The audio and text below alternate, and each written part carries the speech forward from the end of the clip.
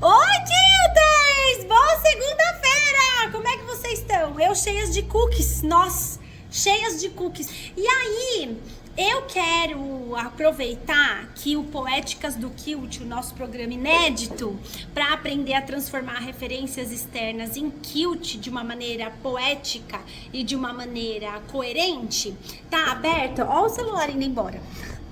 Quero aproveitar que tá aberto para ler um poema com vocês. Antes de ler o poema é da Cecília Meirelles, tá bom? Antes de ler o poema, eu quero falar que eu vou ler o poema e aí eu vou comentar também, né? Porque poesia é uma coisa muito interessante, né?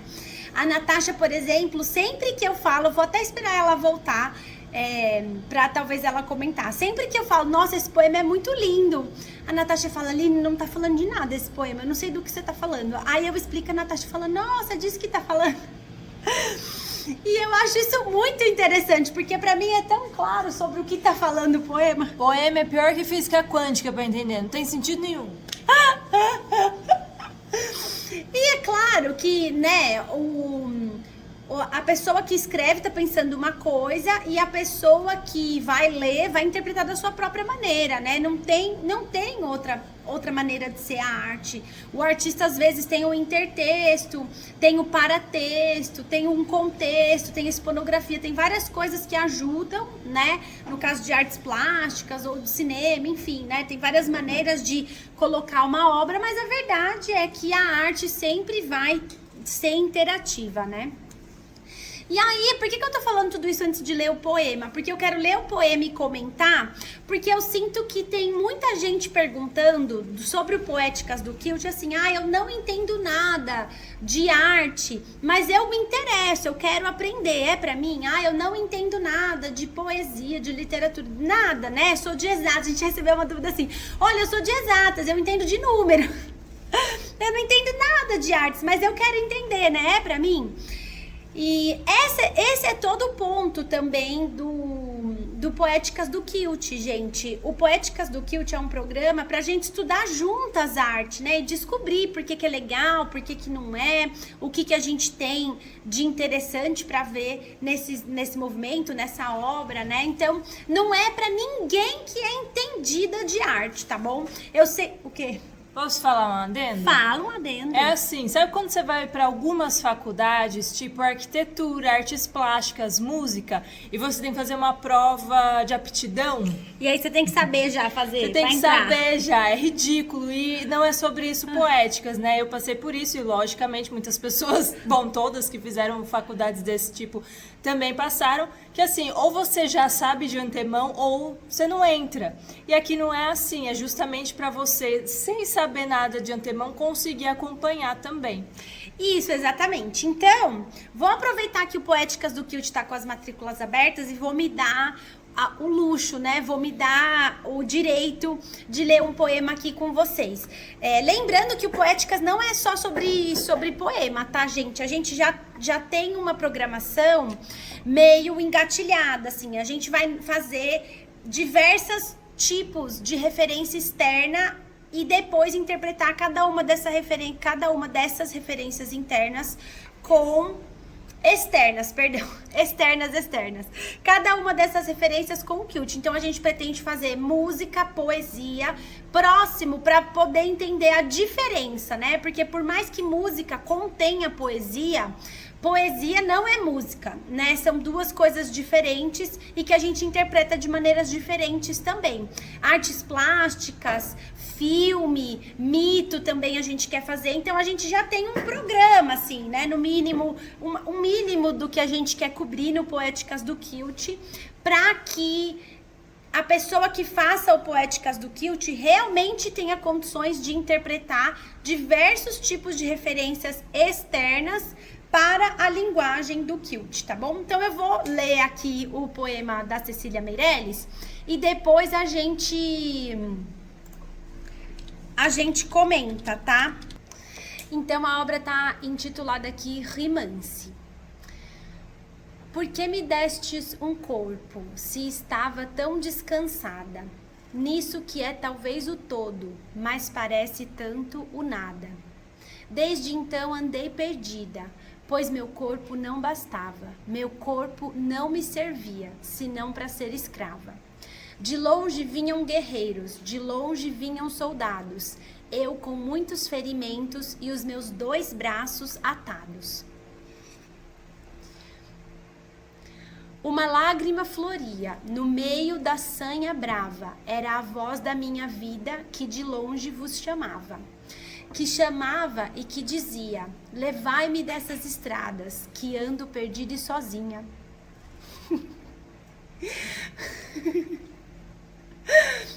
Com as mãos inutilizadas, deixai-me estar onde quero, no vosso doce regaço, com o vosso coração perto. Acho que eu não sou capaz de ler um poema inteiro. No mesmo compasso, enquanto andam as estrelas na curva dos seus bailaudos, e ao longe nuvens e ventos galopam enamorados, e o mar e a terra sombrios sofrem no silente espaço, porque os humanos suspiros não vêm ao vosso regaço. Essas coisas vos dizia, essas coisas vos rogava, mas neste corpo prendida minha alma continuava. Esse poema, ele parece triste, né? Mas ele na verdade não é. Ele na verdade fala sobre a inquietação da alma, né? E o que eu mais gosto desse poema é que ele faz todo um cenário aqui, né? Então ele menciona... Ele começa como uma conversa falando, né? Por que me destes um corpo? Então, a Cecília Meirelles tinha uma coisa meio pessimista, assim, né? Meio existencialista. Tem vários poemas, dependendo da fase. Esse aqui é de 1942, né? Tem outros poemas, tem outras fases. Mas nesse aqui, os poemas são bem densos, assim. E aqui já começa dizendo que é um poema existencialista, né? Quer dizer, tá questionando a própria questão da existência, porque começa perguntando, né? Por que é que eu nasci? Basicamente isso. Se eu tava descansada no além, né? No além, no antes da matéria, antes de encarnar, de nascer, seja lá como que você queira chamar. E aí, depois, tudo que vem depois dessa pergunta do primeiro parágrafo é um questionamento sobre essa inquietação da alma, né? Então, ela fala de guerras, ela fala que se sente perdida, mas é porque as mãos estão atadas. E é por isso que eu trouxe esse poema. Porque essa inquietação, essa relação da alma e da mão, né? Do que a gente faz para revelar a alma e não só o corriqueiro dia a dia da sobrevivência, né? Esse é o tema desse poema, né? Fala que a alma estava com as mãos atadas e que a alma tá prendida no corpo, né? Tá presa no corpo e que o que tá subtendido aqui é que para a alma poder se expressar, para a alma poder se encontrar, para a alma poder lembrar de onde ela veio, descansar, tudo isso dentro do contexto desse poema está relacionado ao fazer manual, né? As mãos e ao executar, que não é só o da sobrevivência, né? Realmente algo que está além disso, porque ela fala aqui das mãos inutilizadas, dos braços atados, em 2 momentos do poema, né? Então ele está relacionando essas duas coisas diretamente. E eu fico pensando que lindo que seria fazer esse poema numa versão de quilt, porque não tem quase nenhum elemento visual nesse poema, né? Se a gente aprender a vasculhar, na verdade tem vários, mas a primeira vez que a gente lê é diferente de um poema que está falando sobre uma imagem, né? Que ele já está falando sobre... Sabe aquele poema famoso? Não sei o que, não gorjeiam como um cá. As árvores que aqui gorjeiam, não gorjeiam como cá. Esse poema, ele é todo de imagens, né? Então, ele tá falando de saudade, mas ele tá todo descritivo, né? Quase um cartão postal, um atrás do outro, atrás do outro, atrás do outro. Esse poema da Cecília, no entanto, ele é muito imaterial, né? Se a gente pensa assim, é sobre o quê? Muita gente não vai nem saber sobre o que é esse poema. E muita gente também não vai saber sobre o que é Que imagens que a gente pode pegar daqui, que a gente pode criar daqui, né? E isso é que é o legal, gente, porque a gente sempre tem que investigar, né? Não é assim, muita gente não vai saber, que burra. Não, isso é que é legal. Muita gente, eu inclusa, vai ter que ler 2, 3 vezes para poder entender, vai ter que refletir, vai ter que entender. Eu, particularmente na Cecília Meirelles, sou muito... Entendeu?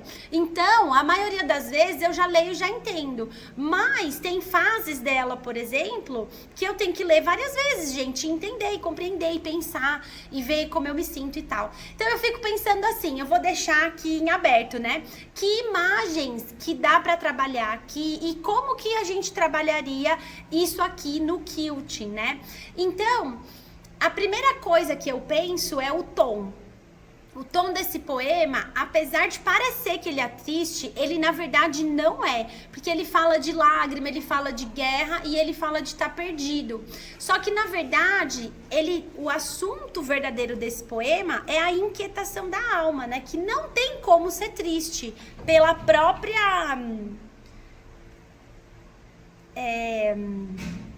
pelo próprio fato de que para sua alma estar inquieta, você tem que estar vivo, né? Então, é um tema que não tem como ser triste, apesar dele parecer que tem um peso aqui, né? Porque fala das guerras e as mãos atadas. E aí, a gente vem depois destrinchando isso aqui, né? Então, o tom dele, ele não é um poema triste, mas ele é um poema pensativo, né? Ele é um poema que começa com uma pergunta e ele termina com uma declaração, assim, de que a alma é que tá falando, né? Que tá falando isso. Essas coisas vos dizia, estas coisas vos rogava. Quer dizer, a alma tá pedindo, literalmente, porque rogar é pedir, né? Mas neste corpo prendida, minha alma continuava. Ou seja, tem uma questão aqui de que é um pedido em andamento, né? Um pedido que está acontecendo naquele momento. Então, ele não é otimista e também não é pessimista. Ele é um poema que fala de um local muito próprio da inquietação, né? Porque a inquietação, ela depende muito mais do que vem depois, pra gente decidir se ela vai ser boa ou ruim, né? Tipo, eu tô inquieta, eu vou fazer um bolo maravilhoso, né? Porque aí você colocou essa inquietação, depois você vai ter um bolo maravilhoso.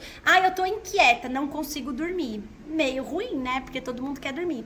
Então, a inquietação em si, ela não é nem boa, nem ruim. E esse tipo de clareza sobre o poema é que vai ajudar a transformar isso num quilt, porque é muito comum a gente querer interpretar diretamente, assim, se tem barco, vamos fazer um barco. Se ele tá falando sobre um barco, vamos fazer um barco. E não necessariamente o barco é a coisa mais importante naquele poema, né? Por exemplo, aqui ela fala da guerra, mas assim, entendeu? Guerras e soldados.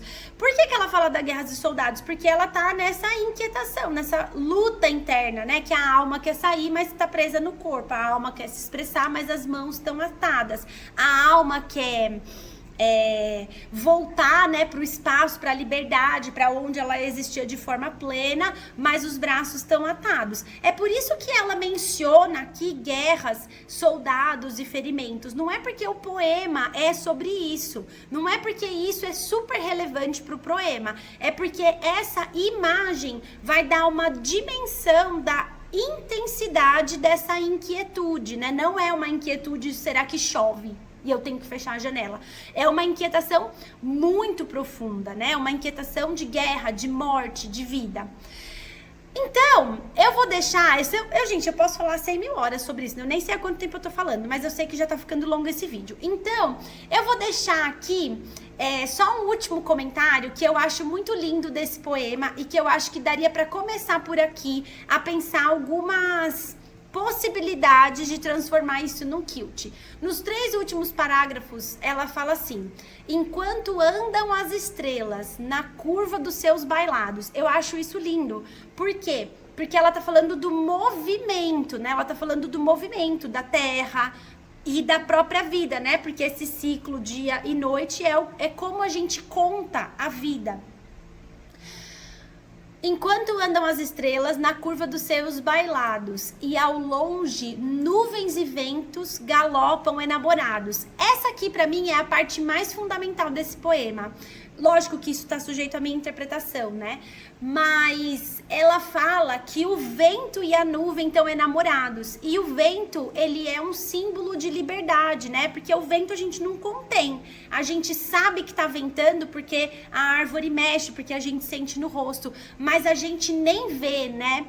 E aí a nuvem e o vento, porque a nuvem se move com o vento e o vento a gente consegue ver através da nuvem, eles estão enamorados. Então o que está em movimento tá enamorado, tá apaixonado, tá vivo, tá acontecendo. E aí ele fala: o mar e a terra sombrios sofrem no silente espaço. Eu acho engraçado essa contraposição, né? Por exemplo, o que tá lá longe nas estrelas, o vento e a nuvem, eles estão enamorados, ou seja, mais próximos, entre aspas, do que de onde veio a alma, né? De onde veio a alma. E aqui na Terra, o mar e a terra são sombrios, né? Eles não têm, eles que são da matéria, eles que são do corpo, eles que o nosso corpo toca e vivencia, eles são sombrios e, além de tudo, estão sofrendo aqui. Estão sofrendo no silente espaço, porque os humanos suspiram, não veem o vosso regaço. Então, essa parte, para mim, é a parte mais fundamental do poema, porque é aqui que ela coloca em imagens o tema real do poema. Quer dizer, a alma quer se expressar muito além do que a matéria deixa, né? Do que é possível para a matéria. E ela vai fazendo essas metáforas aqui. Então, se fosse para pegar alguma coisa sobre esse poema, alguma imagem, eu acho que por aqui. Agora, como é que a gente faz um poema sobre o vento? Um quilt, né, no caso. Como é que a gente transfere essa sensação da terra girando, das estrelas se movendo e do vento e da nuvem se movimentando para um quilt? É isso que a gente vai fazer no Poéticas. E esse é meu convite para você. Se você quer ler, ver, explicar, apreciar várias obras de arte, ter tudo depois detalhado para você, muito mais do que tem aqui, porque esse aqui é só um comentário, né? A gente vai fazer um detalhamento e um estudo muito mais claro, objetivo e profundo. E depois ainda aprender a transformar, por exemplo, vento e estrelas em quilt. Então, você tem que entrar no Poéticas do Quilt. Nosso programa vai ficar aberto, vai começar, aliás, em maio, com os primeiros projetos, e quem entrar, eu tenho certeza que vai sair muito mais inspirada e 100% confiante para transformar referências externas em quilts e depois poder criar o que você quiser, sabendo se embasar, sabendo interpretar e muito mais do que isso, sabendo colocar um ponto de vista e uma interpretação que não fique infantiloide e que não seja só uma tradução direta do poema, né? Que não seja só uma tradução de, então ele fala de circo, então eu vou fazer um circo. Ele fala da ditadura, então eu vou pôr uma foto da ditadura. Não, realmente interpretar no que vai de profundo naquela obra, naquela referência. Até mais, Quilters!